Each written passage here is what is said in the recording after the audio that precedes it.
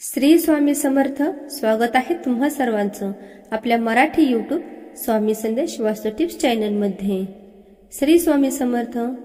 आपला आजचा व्हिडिओ आहे, या दिवशी चुकूनही देव साफ करू नये. देवाजवळ नैवेद्य किती वेळ ठेवावा, घराला दोष कशामुळे लागतात, त्याविषयीची सविस्तर माहिती आपण या आजच्या व्हिडिओमध्ये बघणार आहोत. आपल्या देवघरातील देव स्वच्छ करतो, तर ते कोणत्या दिवशी करावे आणि कोणत्या दिवशी चुकूनही देव साफ करू नयेत. तसेच आपण देवी देवतांना आंघोळ घालताना आपल्या हातून काही चुका करतात की ज्यामुळे आपल्या देवाला व घराला दोष लागून लागतो.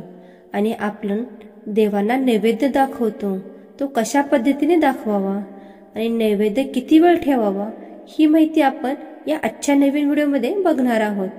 तर त्यामुळे व्हिडिओ कुठेही स्किप न करता बघा. आणि आपल्या चॅनलवरती जर नवीन असाल तर चॅनलला लाईक, शेअर आणि सबस्क्राईब नक्कीच करा. आणि असेच नवनवीन माहितीपूर्ण व्हिडिओ बघण्यासाठी बेल आयकॉनलाही प्रेस करा, म्हणजे मी जेव्हाही नवीन व्हिडिओ अपलोड करेन तेव्हा सर्वात प्रथम तुम्हाला त्याचं नोटिफिकेशन मिळेल. तुमचा एकही व्हिडिओ मिस होणार नाही. तर सगळ्यात महत्त्वाचं म्हणजे देवांना आंघोळ कशी घालावी. तर आपण देवपूजा करताना आसनावरती बसूनच पूजा करावी आणि देवघरातील सर्व देव एका ताटामध्ये किंवा तामणामध्ये काढून घ्यावे. नंतर आपल्या देवघरामध्ये कपडा काढून घ्यावा व देवघर स्वच्छ कपड्याने पुसून घ्यावं. नंतर दुसरं स्वच्छ धुतलेला कपडा देवघरामध्ये टाकावा आणि सर्वात प्रथम दिवा प्रज्वलित करावा. धूप अगरबत्ती लावून घ्यावे आणि दिव्याच्या साक्षीने देवांना आंघोळ घालावी. तर दुसऱ्या सामानामध्ये एक एक देव आपल्याला घ्यायचे आहेत. देव स्वच्छ एक सांगेन देवांना आंघोळ कशी घालायची, तर मी या पद्धतीने सांगेन. तर सांगितलं आहे. तर आता आपल्याला एका देवांना स्नान घालायचं आहे. देव स्वच्छ पुसून घ्यावे, त्यांच्या जागेवरतीच ठेवावे. देवांना एकत्र स्नान घालायचं नसतं, कारण बरेच जण या चुका करतात.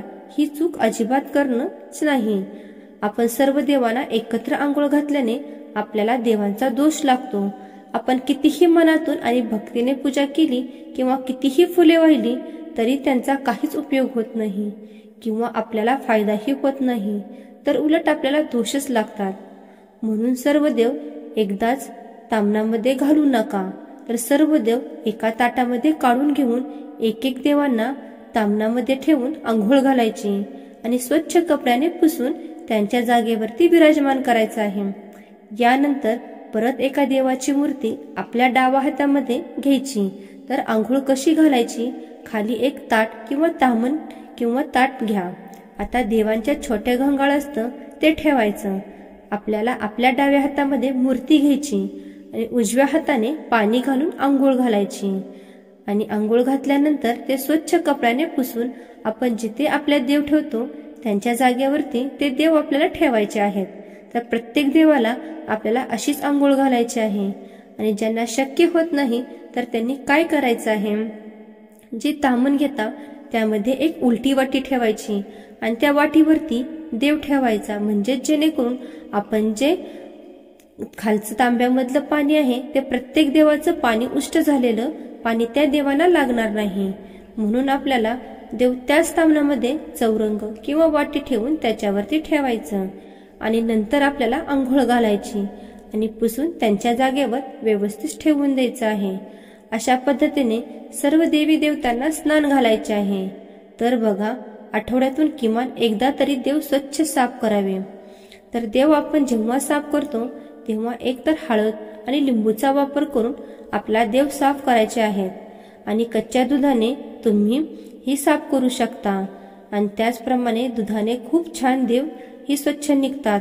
मी तर दुधानेच देव साफ करत असते किंवा दह्याने देखील देव एकदम स्वच्छ निघतात. थोडंसं कोमट पाण्यामध्ये आपल्याला स्वच्छ धुवून घ्यायचे आहे व देवांना कधीही केमिकल लावून कुठलं काही ठेवायचं नाही. पितांबरी वगैरे लावून कधीच देव साफ करायचे नसतात. जर आपण कोणताही सण आला तर आपण तेव्हा देव साफ करत असतो, तर आपण तेव्हा काही चुक्या करत असतो. म्हणजेच काहीतरी आपण जेव्हा देव साफ करतो तर सर्व देव एकत्रित साफ करतो. हे एक अतिशय चुकीची पद्धत आहे. त्याचबरोबर आपण देव साफ करताना ब्रश वापर करतो, तर तो ब्रश नवीनच असलेला पाहिजे आणि तो ब्रश आपल्याला वापरायचा आहे. आपण देवांसाठी ब्रश वापरणार आहात तो वेगळाच ठेवावा, त्याचे देखील आपल्याला काळजी घ्यायची आहे.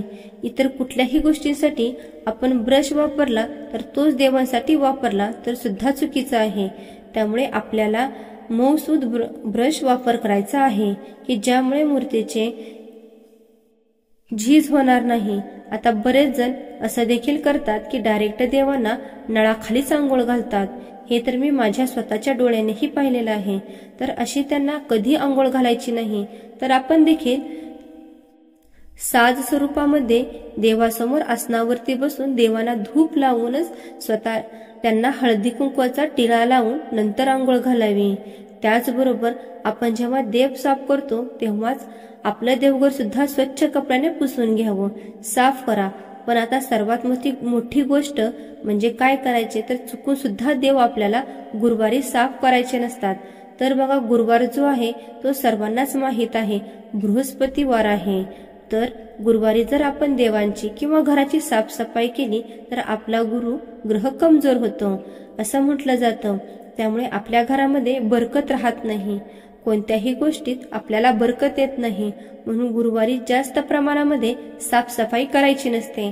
देव कधी साफ करावे तर तुम्ही एकादशीला सुद्धा देव साफ करू शकता किंवा अमावस्येला देखील देव साफ करू शकता. जर का आपण अमावस्येला देव साफ केले तर आपल्या घरातील सर्व प्रकारची गरिबी दरिद्री नष्ट होऊन जाते. आणि एकादशीला देव साफ केले तर देवांना एकादशीचा उपवास असतो, तर त्या दिवशी देव साफ केले तर देवांना उपवास घडत नाही. त्यामुळे एकादशी किंवा अमावस्या या दिवशी देव साफ केले तर देवांना उपवास घडत नाही. तर देव साफ केल्यानंतर आपल्याला एका गोष्टीची अतिशय काळजी घ्यायची आहे, ती म्हणजे आपण जेव्हा देव साफ करतो तेव्हा देवांना दुधाने अवश्य स्नान घालायचे आहे. आपण म्हणजेच आता देव साफ केले तर पाण्याने आंघोळ घालायची, नंतर दुधाने आंघोळ घालायची आणि परत पाण्याने आंघोळ घालायची आणि नंतर साफ करून ते स्वच्छ करून कपड्याने पुसून आपल्याला ठेवायचे आहे. स्वच्छ पाण्याने स्नान घालून झाल्यानंतर स्वच्छ केल्यानंतर दूध स्नान घालायचे आहे. म्हणजेच आपल्याला करायचे असते त्या अशा प्रकारे तुम्ही देव साफ करता तेव्हा दुधाने स्नान घाला आणि जागेवरती ठेवा. देवांना अष्टगंध, चंदन, अक्षदा, फूल अर्पण करून पूजा करून सर्वात महत्वाचं म्हणजे देवांना आपण जो नैवेद्य दाखवतो तर तो नैवेद्य किती वेळ ठेवायचा. तर काही ठिकाणी आज ठेवलेला नैवेद्य डायरेक्ट दुसऱ्या दिवशीच उचलला जातो, तर ते पूर्णपणे चुकीचे आहे. तर बघा, आपण जेव्हा एखाद्याला जेवायला देतो किंवा आपण जेवतो तेव्हा आपण ते ताट तिथंच तसंच ठेवतो का? नाही ना. तर मग थोडे उचलतो. म्हणजेच आपण जेवण झाले की साधारणतः 5-10 मिनिटे आपल्याला लागतात. तर त्याचप्रमाणे देवतांना सुद्धा 5 मिनिटांनी आपल्याला नमस्कार करून तो 5 ते 7 मिनिटांनी आपल्या घरातील प्रत्येक व्यक्तीला थोडा थोडा प्रसाद म्हणून द्यायचा आहे. म्हणजेच तो नैवेद्य सर्वांनी घरातील आपल्या घरामध्ये जेवढ्या व्यक्ती असतील त्या व्यक्तींनी वाटून खायचा आहे. तर बघा, आपण जेव्हा देवाला नैवेद्य दाखवतो तो नैवेद्य असतो आणि नंतर त्याचं रूपांतर प्रसादामध्ये होतं.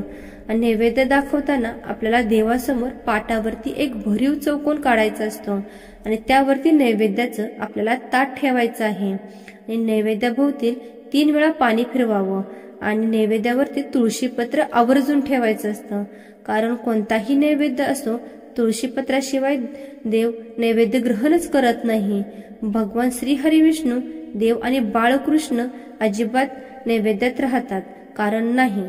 आणि आपल्याला फक्त आपण जेव्हा नैवेद्य गणपती बाप्पाला आणि महादेवांना दाखवणार आहोत तेव्हा आपल्याला त्या नैवेद्यावरती आपल्याला तुळशीपत्र ठेवायचं नाही, त्यांना तसाच दाखवायचा आहे. पण बाकीच्या देवांना मात्र तुळशीपत्रच ठेवलं पाहिजे. म्हणजे काय, तर आमचा अधिकार संपला तर ते पूर्ण तुम्हाला समर्पित आहे याचा असा अर्थ असतो. पण दोन्ही हात जोडून देवांना सांगायचे की तुम्ही आमचा जो काही नैवेद्य आहे तो कृपा करून ग्रहण करा. तर अशा प्रकारे तुम्ही नैवेद्य सुद्धा देऊ जास्त वेळ ठेवू शकता. फक्त 5 ते 7 मिनिट तुम्हाला ठेवायचं आहे.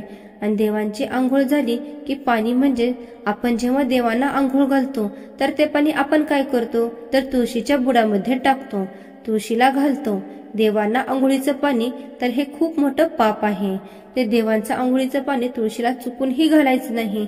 देवांचं आंघोळीचं पाणी आपल्याला एखाद्या झाडाला घालायचं आहे, आपल्याला तुळशीला घालायचं नसतं. तर अशा प्रकारे तुम्हाला ही माझी माहिती कशी वाटली, आजच्या व्हिडिओमध्ये जी माहिती तुम्हाला कशी वाटली कमेंट करून मला नक्की सांगा. आणि जर तुम्ही स्वामी भक्त असाल तर श्री स्वामी समर्थ लिहायला विसरू नका. आणि असेच नवनवीन व्हिडिओ घेऊन आम्ही तुमच्यापर्यंत पोहोचत असतो. श्री स्वामी समर्थ. अवधूत चिंतन. श्री गुरुदेव दत्त.